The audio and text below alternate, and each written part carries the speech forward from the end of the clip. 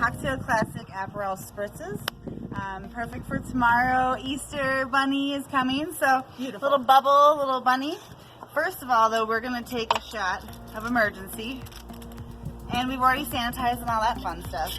So, let's go ahead and do this.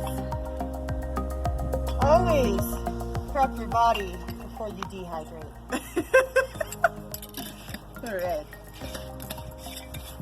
I can already feel myself. It looks like a little creamsicle, like, cocktail. To our health, to our love, and to the world getting to hug again. Yes. Cheers. Dante.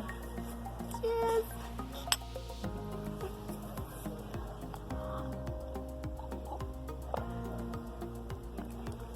I already feel like I'm getting healthier. It's amazing. Alright. So, this is a super simple drink. We already prepped a couple here, but all you gotta do is start out with your ice. It's a built drink, so you can just put it right in the glass. You don't have to shake it or any of that fancy stuff. We're gonna pour about a ½ ounce or to taste of Aperol. It makes it pretty, but it has such a great citrus flavor. It's really going to make that champagne pop. Or Prosecco, whichever you choose. And top that off with the bubbles.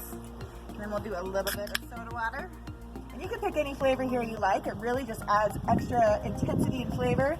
And the bubbles make it pop with that champagne. This time we're using a lemon lime. Also, you don't use as much champagne if you're on a budget. Because we all are. So, let's go ahead and do that. Oh, look at that beautiful color. Woo! And then we gotta put a little citrus in there. It's kind of like a vacation in a glass. This is what we all need.